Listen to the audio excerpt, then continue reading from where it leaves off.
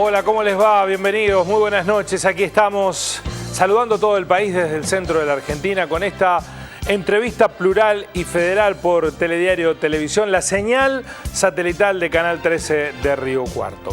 Ocupándonos de los temas que cada día forman parte de la agenda periodística de nuestro país. El de hoy está relacionado con una secuencia de información suministrada por el INDEC que habla a las claras de problemas estructurales que tiene nuestra economía. Desigualdad, pobreza, desocupación, informalidad en el trabajo. Bueno, son todas variables que tienen distintas lecturas y que son noticia por estos días, pero no por la estadística en sí misma, porque esa estadística contiene personas, situaciones, familias que están padeciendo una situación que la vamos a evaluar con un especialista, un docente universitario que justamente se encarga, allí está el licenciado en Economía Fabio D'Ercole, de enseñar en las universidades, pero además de evaluar los números. Los números reflejan la realidad. Es un planteo que incluso se ha puesto hoy mismo en discusión en la provincia de Córdoba a propósito de la pobreza registrada en el Gran Córdoba y sobre todo del índice de indigencia, que es récord en el Gran Córdoba. Bueno, saben ustedes, indigencia es las personas que no tienen los recursos suficientes alimentarios para llegar a fin de mes. Bueno, de esto vamos a hablar en el programa de hoy con estadísticas muy interesantes que obviamente referencian el momento que vive y la República Argentina, la región en la que estamos, pero también la secuencia de lo que ha ocurrido en este nuevo siglo con las variables económicas. Antes, el resumen de cada apertura de programa, de cada entrevista, sintetizando lo que pasó en el día. Buenas noticias. Una de ellas la generó el Senado porque se aprobó la ley que permite la utilización del cannabis para uso medicinal. La marihuana medicinal, esto era reclamado por organizaciones que tienen a sus hijos con enfermedades muy complicadas desde el punto de vista terminal y que tienen la referencia que en otros lugares del mundo donde está autorizado la marihuana para uso medicinal ha aliviado la situación de determinadas patologías. Entre otros, el que recibió en las redes sociales de buen agrado esta situación es el ex senador, actual embajador argentino en Ecuador, que tiene una hija con padecimiento crónico, es el doctor Luis Juez, que dijo, agradecía la aprobación de esta ley. La otra ley que se aprobó hoy en Córdoba está ligada con la seguridad. Una nueva ley de seguridad cuestionada por la oposición. La inseguridad se ha transformado en un problema. Saben ustedes, no solo en Córdoba, sino en todo el país. Hay una nueva ley aprobada por la unicameral que para algunos es más progresista, que acerca a la policía a la gente, para la oposición es más cosmética, maquillaje e incluso darle a la policía atributos que avanzan sobre los derechos de los ciudadanos. Veremos qué surge, si es problema de leyes, en un contexto muy particular porque se está cuestionando al gobierno provincial por la compra por decreto, sin licitación y con sobreprecios de pertrechos, unidades móviles destinados a la policía. Y el último tema es noticia del fútbol, la AFA que atraviesa una crisis desde la muerte de Grondona hasta nuestros días, tiene un nuevo presidente. Alguien que era barrendero y que viene de un club del ascenso de Barracas y que se transformó el Chiqui Tapia en el más grande de la AFA, él es el presidente. Veremos si tiene las manos atadas. Ha llegado con el apoyo de todos los votos. Desde ese punto de vista tiene el aval, aunque debió tejer un entramado de compromisos que veremos qué margen de maniobra le genera.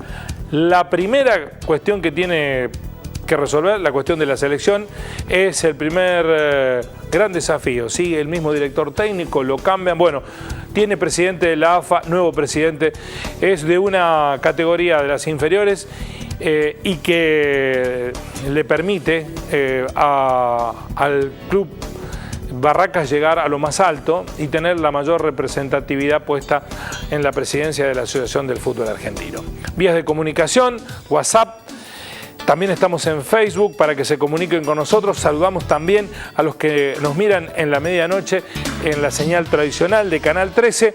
Y los que quieran recuperar algunos de los programas que hemos realizado pueden ir al canal de YouTube Plural y Federal. Los saludo, allí está, ahí lo encuentran, ahí están todos los programas para que puedan también, si les interesa, encontrarse con algunos de ellos. Le doy la bienvenida al licenciado Fabio de Ercole. ¿Cómo va, licenciado? ¿Todo bien? Bien, todo bien. Con mucho trabajo de números por estos días. Sí, muchas consultas. ¿Llega un momento que lo cansan los números o es su pasión?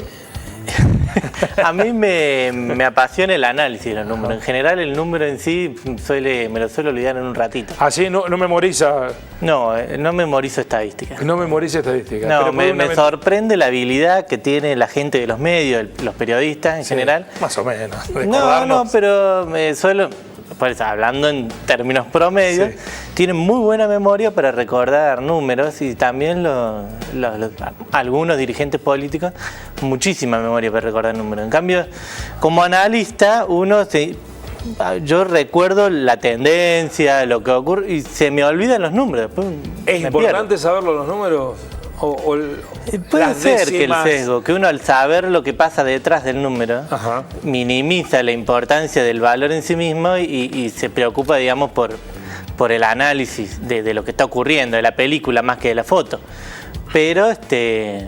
Pero sí, es importante, lógico, si hay que tomar decisiones es importante, pero depende, insisto, de la personalidad de cada uno. Bueno, tenemos dos tristes privilegios en Río Cuarto, tener un alto índice de empleo informal, ya lo vamos a hablar en la segunda parte del reportaje, y también de desigualdad, hay mucha desigualdad en la ciudad. Pocos que ganan mucho y muchos que ganan poco, para sintetizarlo. Es un problema del mundo, es un problema de todo, pero en Río Cuarto eso está potenciado. Para usted, ¿cuál de las dos cuestiones es más grave? ¿La de tener tanto desempleo informal o la de la desigualdad? ¿O están ligadas unas con otras? Sí, están ligadas. La gravedad del problema...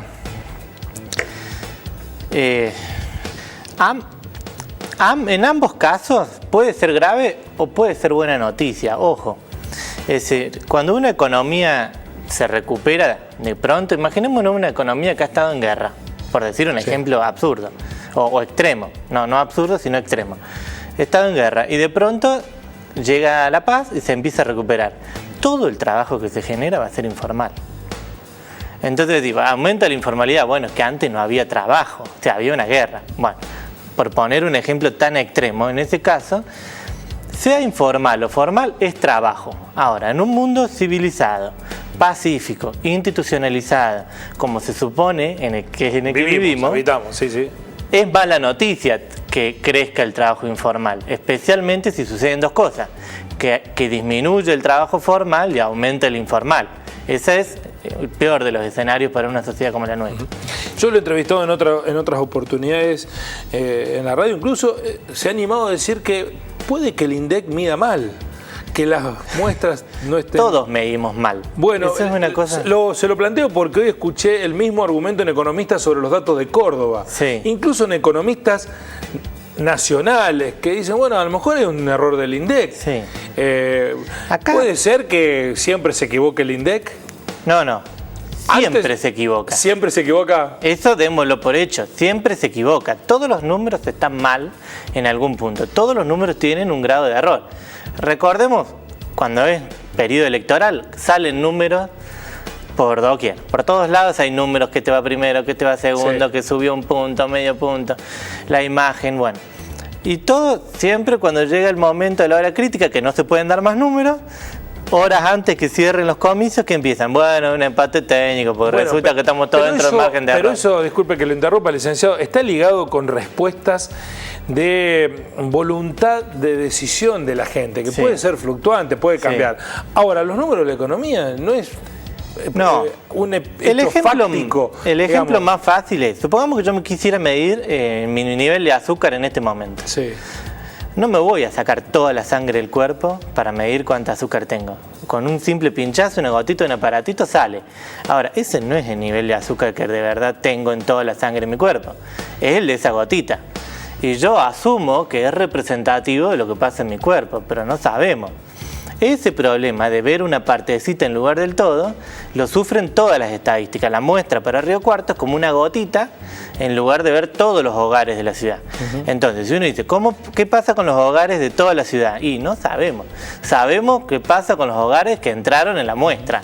Ahí no se equivoca. Son un porcentaje. Exactamente. Ahí no se equivoca. El número refleja lo que le pasó a eso. ¿No es representativa la gotita de lo que pasa? Debería serlo.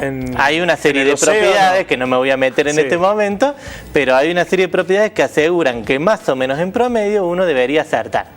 Bueno, ya vamos a ver esos cuadros, porque si no los explicamos no los va a entender nadie. Le pido por favor a los chicos que no los pongan, porque no se va a entender. Necesitan de una explicación. Parece un fantasma. Exactamente. Vamos con el primer cuadro, eso sí, el primer dato sobre la pobreza, la evolución de la pobreza, porque es el dato más fresco que hemos conocido. Claro. La evolución de la pobreza en Río Cuarto. Hay un... Bueno, claro, ahí vemos. Eso que es ese tremendo serrucho. ¿Qué es lo que hay ahí? Años de tiempo, eso va de 2003 hasta 2004-2016. Sí, está el 2004 un poquito antes de algunos datos que son del 2003 y está el año 2016. O sea, en el 2004 estábamos por el 40%, más encima del 40%. Sí, llegó a ser el 50% para el año 2001, que no está ahí dibujado. Pero veníamos de niveles de pobreza extremos y tremendos.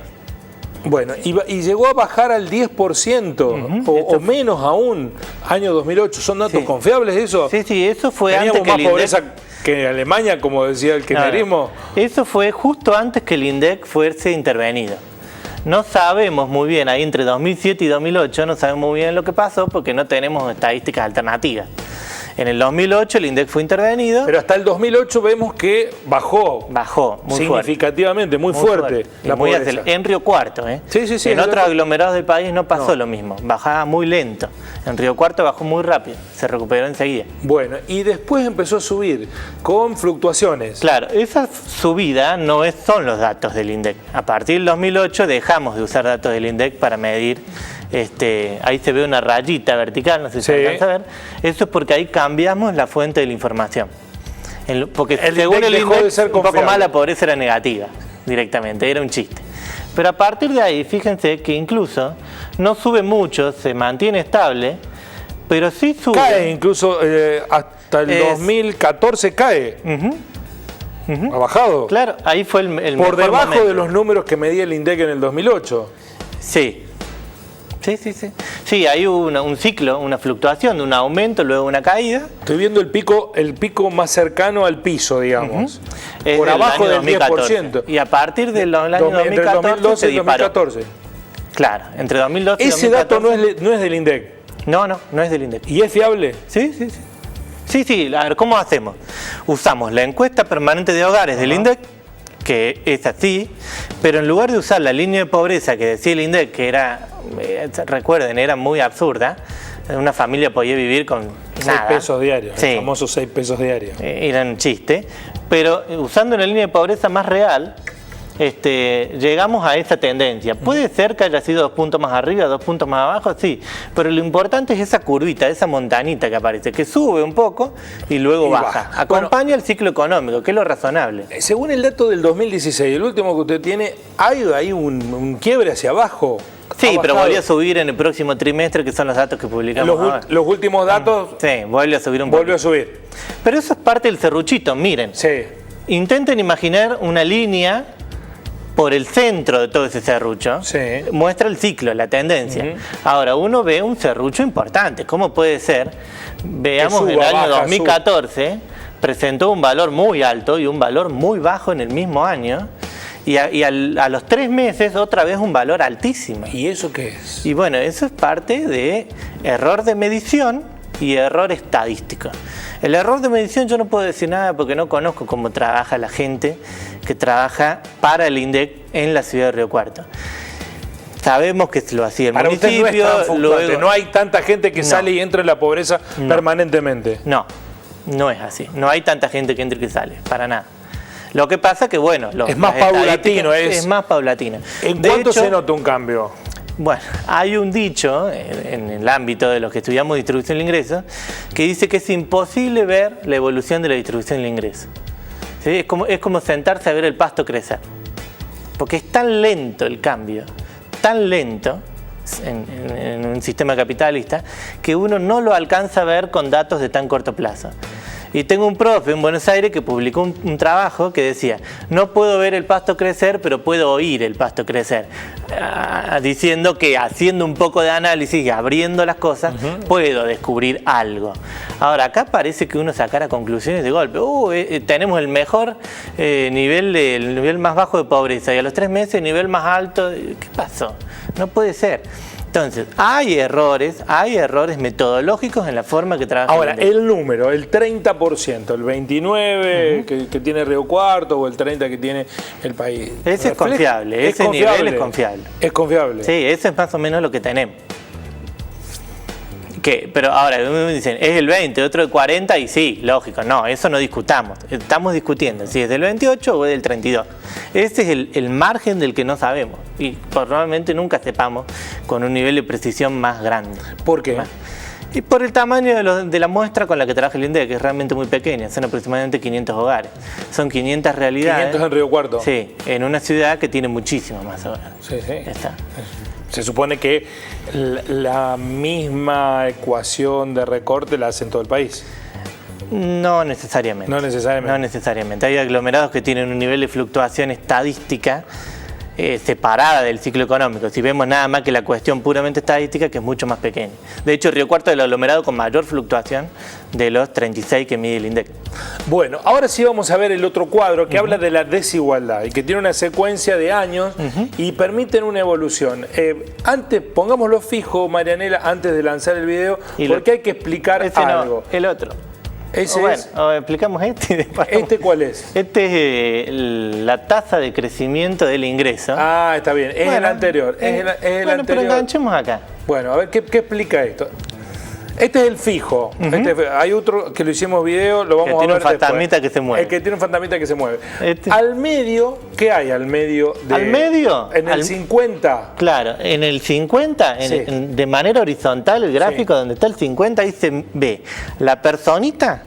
Hay una personita que divide la población en dos mitades, el 50% más pobre y el 50% más rico. Es decir, del 50 para la derecha están los ricos y del 50 para la izquierda del televisor viéndolo, para los que están en casa, están los pobres, digamos. Exactamente. Yo acá veo... No todos, no queremos decir que hay 50% pobres, digamos así, los que menos ganan y los que más ganan. ¿Qué veo yo en la secuencia entre el 2003 y el 2015? Del 50 para la derecha, la línea de los ricos baja y la línea de los pobres sube. Esa línea mide la velocidad con la que ha crecido el ingreso de esas personas. Entonces, ese tramo que sube está midiendo la velocidad con la que crecieron las personas más pobres. Mientras que, o sea, que creció el ingreso de los pobres. O sea, que a los pobres entre el 2003 y el 2015 les fue mejor que a los ricos. A los medianos, que están en la mitad, y que a los ricos, que están en el extremo derecho. Porque esa línea sube rápido, digamos. Es la velocidad de crecimiento del ingreso de los pobres.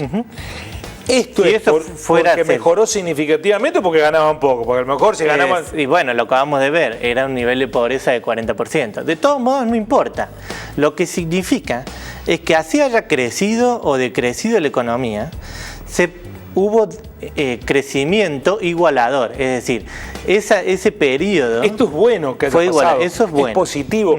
Volvamos al cuadro, por favor. Es positivo que esa línea para los pobres suba raudamente y que para los ricos baje despacito. Por supuesto que estamos comparando con el peor de nuestro momento, que fue la salida de la crisis del 2001.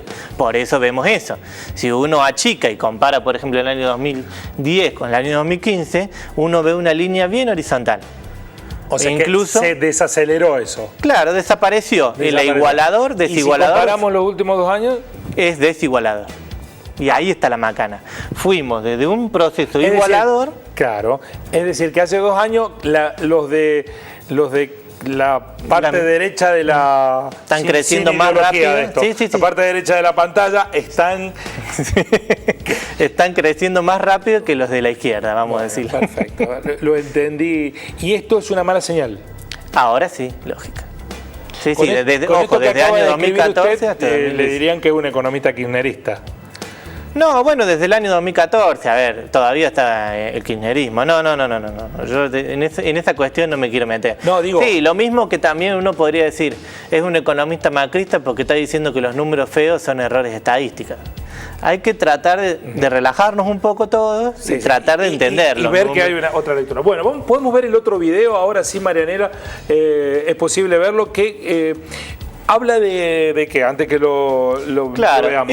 Ese fantasmita que vamos a ver, sí. ese como sombrero, es una curva que mide la densidad de personas para cada nivel de ingreso. O sea, ¿cuántas personas hay para un determinado nivel de ingreso? Está en escala logarítmica, pero no nos metamos con eso. Digamos, la distribución de ingresos es muy desigual. Acá, en la China y en Estados Unidos. En todas partes del mundo es muy desigual. Lo que hace esa forma geométrica es mostrar que hay mucha gente concentrada en torno a un valor, que es más o menos 7.000 pesos per cápita, en la ciudad de Río Cuarto, y menos concentrada en los extremos. A ver si lo podemos ver, para tomar referencia. Es el 72. Ahí está, bueno. Ahí estamos viendo. ¿Qué se mueve? Claro, eso que se mueve es toda la distribución del ingreso. Sí. Fíjense cómo va cambiando de forma, pero sube, se devuelve. El fantasmita como que quiere avanzar, pero retrocede. Cuando todo se mueve entre las dos líneas de raya.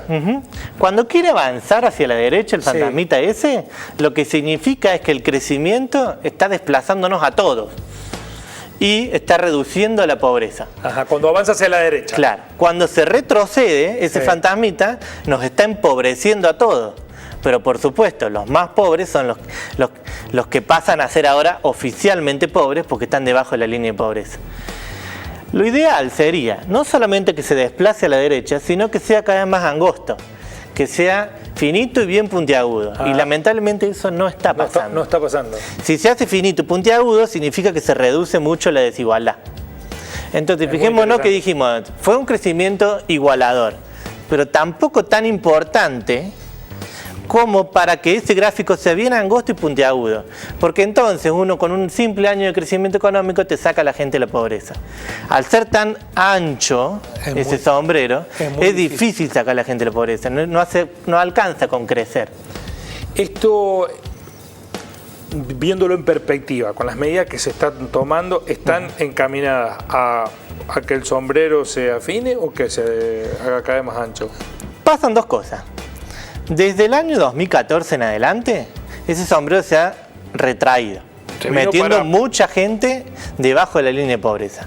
¿Por qué pasó esto? Porque la economía no creció y la inflación se mantuvo en niveles altísimos. La inflación se fue comiendo el poder adquisitivo de la gente y la economía no crecía, entonces el fantasma se retrae en términos reales. Eso fue lo que pasó entonces. Ahora hay dos caminos. Uno es hacer crecer la economía y otro es bajar la inflación. Las dos cosas ayudan a que la gente salga de la pobreza. Las dos cosas nos desplazan a todos, a pobres y a ricos, hacia un lugar mejor. Ninguna de las dos cosas estaría sucediendo. Ninguna de las dos cosas estaría sucediendo. No, sí, perdón. El crecimiento no lo estaríamos viendo, claro. Pero la reducción de la inflación, ¿usted cree? Pasamos desde tener una inflación del 60% en enero, febrero y marzo del año 2016 a una del 13%, 15% entre diciembre, enero y febrero de este año. Anualizado, o sea, no es que en 3 meses use nivel, sino que si uno anualiza lo que pasó en el primer trimestre de gobierno de Macri, que fue si eso se hubiese mantenido todo el año, lo que pasó en diciembre, enero y febrero del año pasado, hubiese sido una inflación de 60%. Mientras que si se mantuviera lo que pasó este verano, a lo largo de todo el año, la inflación sería del 15%. ¿Se está enfriando la economía? ¿Están consiguiendo ese objetivo? Bueno, sabemos, una forma de bajar la inflación es lo que se llama enfriar la economía, que es subir las tasas de interés, hacer que la economía se estanque. El problema es que la economía estaba estancada con mucha inflación. Entonces, si uno enfría la economía más de lo que ya estaba enfriada, mucho no va a hacer. Ya estaba fría. Era un hielo. Aplicando, bueno, ahora se anunció otro aumento de combustible, un nuevo aumento del gas del 40%. ¿Eso permite que se desacelere la inflación? No, a ver, esas cosas hacen que aumenten. Lo que permite que se desacelere la inflación son otras medidas, de tipo monetaria, ¿sí? Por ejemplo, ahora nos estamos endeudando. La cuestión de la paritaria, que está tan en boga y que no quieren que sea más del 20 o del 18. ¿Por qué dispara la inflación, la paritaria alta? Hay teorías que dicen que si uno aumenta muy fuerte los salarios puede ayudar a incrementar la inflación. Tengamos en cuenta que todas las teorías de inflación que uno conoce funcionan para niveles razonables de inflación. En Argentina tenemos uno de los niveles de inflación más altos del mundo. O sea, no es que es una inflación fácil de explicar. Hemos tenido desde el año 2007 en adelante nunca por debajo del 25%. Nunca. Es la primera vez que estaríamos teniendo una inflación por debajo del 25%. Hay que ver si dura. Sí, con un alto costo además. Sí. Endeudamiento, en desempleo. Bueno, eso es lo que tenemos que tener en cuenta. Hay dos formas de bajar la inflación. Una rápida, que nosotros la conocemos, que genera muchísimo desempleo en el corto plazo y en el largo plazo. Fue la que vimos en los 90, ¿sí? Casi de un día para otro, por decirlo exageradamente. La inflación pasó de niveles exorbitantes, que hoy por suerte no tenemos, a niveles cercanos a cero. Ahora, bueno, sabemos que el desempleo llegó a valores altísimos. Esto no es lo mismo. No, porque justamente es una política de metas de inflación. ¿Qué significa? Yo en lugar de querer bajarla de golpe, la voy a ir bajando de a poquito. Entonces eso no debería traer grandes consecuencias. De hecho, el desempleo aumentó, pero no a niveles... A ver, aumentó 3 puntos, 4 puntos, 5 puntos en el peor momento que fue el año pasado. En algún momento, ahora está volviendo a caer, pareciera a nivel nacional. No es lo mismo, pero sí es cierto que el gobierno, o al menos el equipo económico que estuvo el año pasado, había elegido un camino con inflación y con desempleo, en lugar de un camino sin desempleo con altísima inflación, o un camino sin inflación con muchísimo desempleo. Eligió el camino del medio, que no le gusta a nadie. El camino, pregunto, de ingenuo nomás, el camino con empleo y sin inflación, ¿existe? Esperemos llegar, pero van a pasar 4 o 5 años para poder llegar a eso, siendo consecuentes y a ver, nunca nadie probó estas cosas. Insisto, las economías hiperinflacionarias del siglo XX no las tenemos hoy. Hoy tenemos economías con mucha inflación de 25-30%, de cual no sabemos cómo reducir, no sabemos muy bien a qué obedece. Si son inflaciones causadas por emisión monetaria, si son inflaciones causadas porque los gobiernos son poco creíbles, porque cuando un gobierno es poco creíble y respalda una moneda, esa moneda no tiene valor. O sea, si fuera una inflación puramente monetaria, hubiésemos llegado a la hiper. No era una inflación puramente monetaria. Es una inflación rara y en parte es porque se jugó mucho con la economía. O sea, se fue deshonesto, se fue torpe y hubo mala fe. Y por eso tenemos estos números. Quiero preguntarle, porque otra cosa que preocupa es la calidad del empleo que tenemos. Río Cuarto tiene, según los datos del INDEC, la mayor informalidad en el empleo. Vamos a ver algunos datos para mostrarles por qué de los 31 conglomerados donde se mide esto, Río Cuarto es el que peor datos registra en el cuarto trimestre del 2016. La informalidad, es decir, el empleo en negro en Río Cuarto alcanzó el 46,4%, el total del país es del 33,6%, el Gran Córdoba 36,9% y la región pampeana 34,3%, digo, para tener parámetros en donde nosotros estamos, en la región pampeana, cerca del Gran Córdoba. Bueno, ¿esto qué significa? Que, bueno, lo comparamos con otros años. En el 2016, 46,4%. En el 2015, 36,8%. Y en el 2014, 37,4%. Bajó y volvió a subir. Sí, en el 2014 también hubo un trimestre que fue el anterior a ese 37,4% que presentó 45.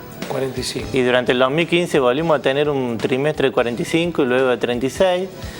Y ahora en 2017 tenemos el trimestre anterior de 37 y ahora el de 46. Bueno, es parte de ese. De eso, de la gotita. Sí, pero aparte, a ver, porque tampoco es un poco tonto decir, no, todo es error estadístico. Tratemos de entender. Pasamos de 35, 37, ahora 46. Eso nos está diciendo que tiene que haber aumentado. Esa magnitud probablemente no, pero algo pasó. Ese algo que pasó pueden ser varias cuestiones. Lo que yo estaba diciendo, venimos de 5 años sin crecer, una economía que en el primer semestre... el INDEC no dice eso. ¿Cómo que no? Que se creció. En los últimos 5 años, ¿no? Sí. Los datos del INDEC muestran que no crecimos. O sea, crecimos, caímos, crecimos, caímos, Bueno, crecimos, en caímos. 2016 creció.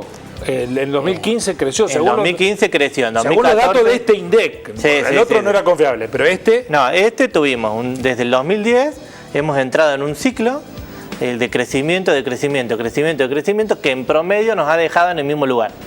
No nos ha dejado ni arriba ni debajo. Este año, el año pasado, el 2016, tuvimos una caída y pareciera haber una breve recuperación. Acabo de ver los números, pero insisto, esa pequeña recuperación no alcanza a salir de esta trampa en la que estamos. Teniendo en cuenta esto, es como si hubiese pasado una economía donde prácticamente hubo destrucción o mucha inestabilidad. Si vemos señales de recuperación, nadie en su sano juicio puede creer que van a ser perdurables por los próximos 20 años, por más que el presidente tenga muchas ganas de decirlo. Digamos, un empresario dice, nadie me da la garantía que por los próximos 20 años yo me voy a estar recuperando. Menos en la Argentina. Por eso. Estos últimos 3 meses, yo veo, pongamos el caso de uno, yo estoy teniendo más trabajo. Bueno, contrato gente. En promedio, tiene más incentivos a hacerlo de manera informal que formal, porque cree que en 6 meses eso se le va a pasar, esa racha buena. Entonces, por eso lo hace de manera informal. Eso es una explicación. Una explicación. Lo que puede estar pasando en Río Cuarto con ese récord de informalidad. Que no es todo, no. O sea, explicaría una pequeña parte, pero no todo. Eso sería una buena noticia y una mala. La buena noticia habría más empleo, la mala, informal. Por otro lado, lo que estaría pasando es que la gente que principalmente pierde el empleo, cuando lo recupera, o sea, alguien se queda desocupado, no se queda de brazos cruzados, ay, me quedé desocupado, trata rápidamente de encontrar algo. Lo que encuentra rápido es un empleo de mala calidad, que le va a durar 2 o 3 meses, que va a ser una changa, en fin, ese empleo por lo general es informal. Permítame que hagamos un punto ahí para explicarle a la gente qué es el empleo informal, a qué aludimos. Informal, en negro, ese número no registrado. Vamos a ver, Marianela, los datos principales. ¿Cuáles son las desventajas del trabajo en negro? Ganan un 40% menos. No le pagan salario familiar, no le pagan el aguinaldo, no le pagan días por enfermedad ni vacaciones, carece de cobertura médica y obra social. Todo ese combo hace que el trabajo en negro sea de, evidentemente, menos calidad que el trabajo formalizado, aunque algunos lo prefieren porque en el día a día tienen más plata en su bolsillo, trabaja más horas que las normales, carece de RT en caso de accidente de trabajo, dificulta el otorgamiento de una jubilación, no tienen aporte y en caso de ser despedido no le abonarán indemnización. Todos estos perjuicios tiene el trabajo informal. En esta situación en Río Cuarto estaría el 46% de los trabajadores.